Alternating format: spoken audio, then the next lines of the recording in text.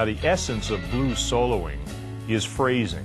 It's taking those few notes that we just looked at and making them sound like music. You know, a comparison that I use a lot is between playing blues and playing a game like chess, for instance. Chess is pretty simple when you think about it. There's only a couple of moves. You can memorize it in about 15 minutes.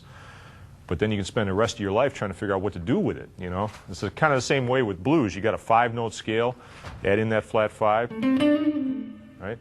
And then you spend next 20, 30, 40 years trying to figure out how to make it work, you know, and that's phrasing.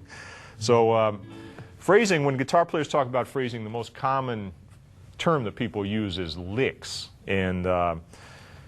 And that's a good thing, and it's also kind of a dangerous thing. We're going to talk about licks in a second. The whole point of phrasing is to make you sound more like a singer. Blues kind of was invented by singers, people singing about their lives, you know, things that were going on, important things.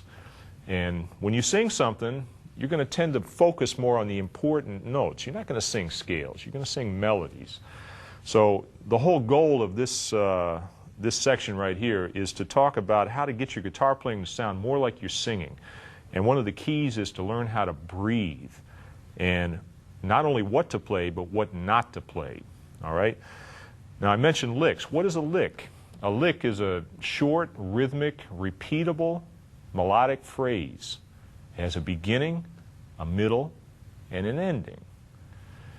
Now, basically, it's a couple of well-played notes with a nice rhythm. I'm going to play a lick for you right here, okay? Using the blues scale. Right.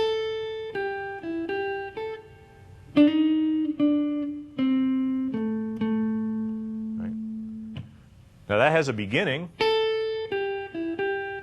has a little pause in the middle, and then it has an ending. And it fits into the rhythm. You can kind of feel that beat. Play with me, would you?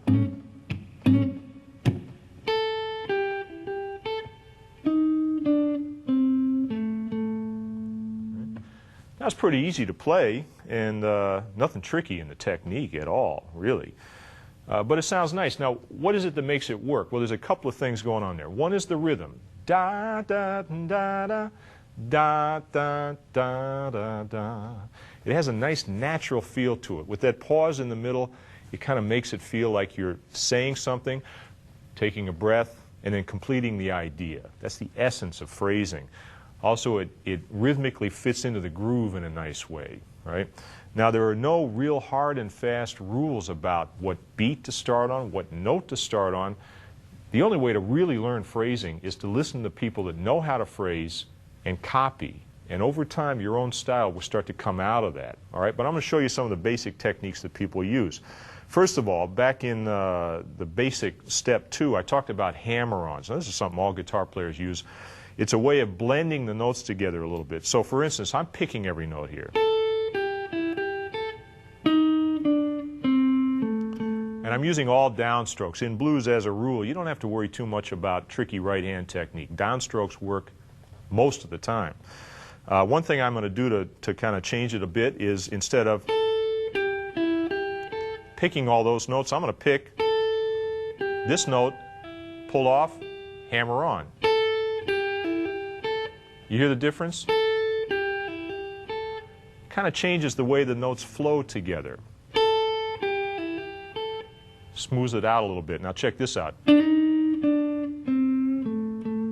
Instead of picking the flat 5, I'm going to hammer on from the 4th. I get...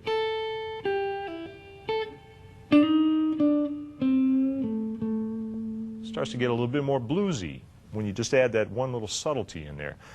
Now, what about something like this?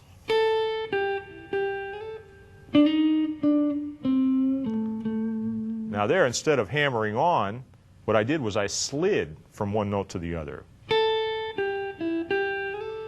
Right? And when you slide, it's more like your voice. Ah, right? You don't actually hit the notes as separate sounds. You kind of blend them together. And then, instead of hammering on, slide. That's a real common phrase in blues, in jazz. Okay. Now another way to blend the notes together is to bend.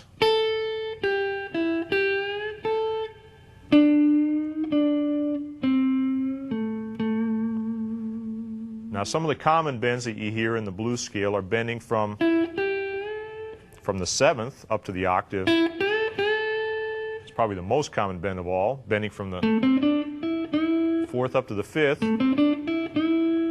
or bending just a half step.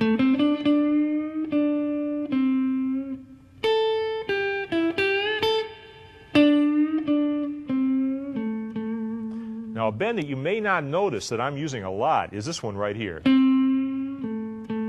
Now that is really a blues bend right there. What I'm playing is the third of the scale, the root, the third, right? But instead of playing that note right there, I'm playing that note. Now that's not, it's not quite there. It's not there. It's halfway in between. That is the blues. That's a blue note.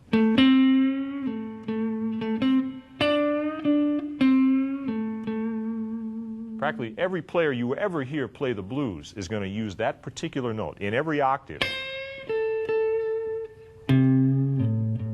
Right?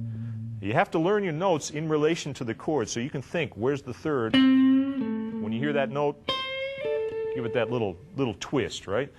Now, we got three basic techniques there: hammering on, pulling off, sliding, bending. They all add up to make the phrasing sound more vocal.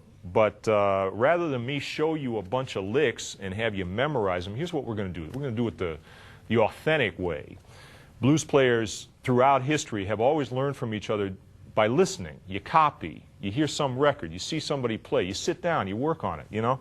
Try to remember what you heard. Well, you're going to see it and hear it, and I'm going to play with you. We're going to play with the band again on one chord. We don't need even a 4-chord and a 5-chord, just a single A chord, all right? And the way we're going to do it is this: call and response. I'm going to play a lick, and you're going to hear that same lick and play it back at me. And you can roll the tape back and listen to it a few times again. I'm going to use the techniques that we've been talking about here. I'll use the 3 octaves and moving down again. And I'll show you some ideas that fit in those areas using those different sounds. And what we're building up to here is a style. All right, so let's go join the fellas and get down to it. Watch it now.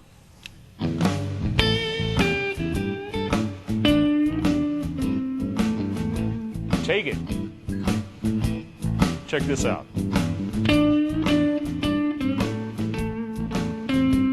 You got it.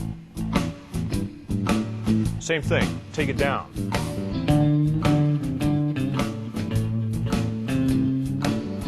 Sounds pretty good. Let's do it up here.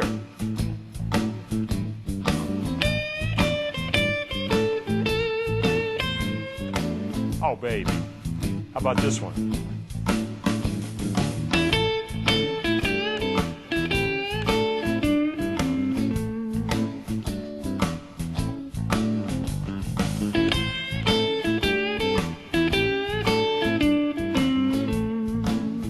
That's right. Here's a good one right here.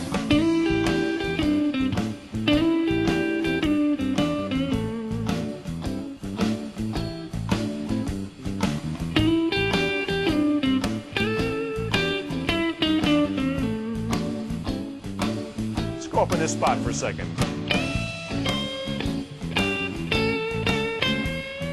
Think you can do that? Try this one.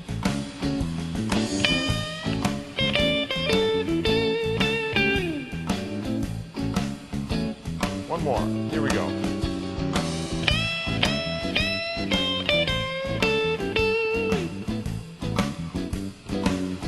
Tricky one.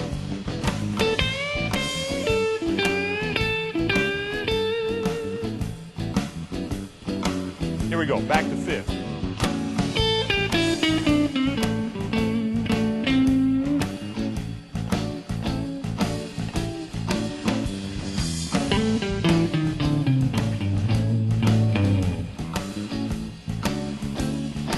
Work this spot for a second.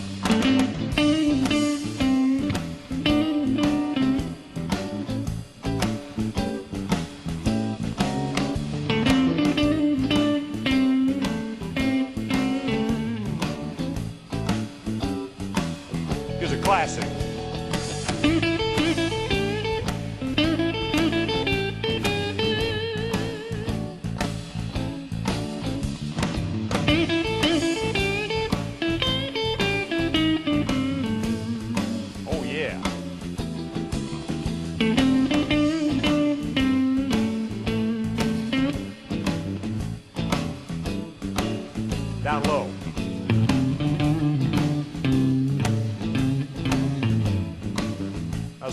high again.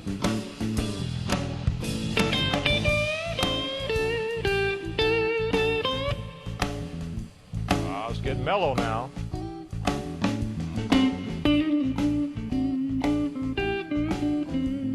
It's got a trick note in it.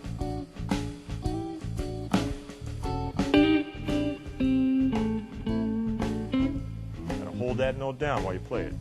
Watch it.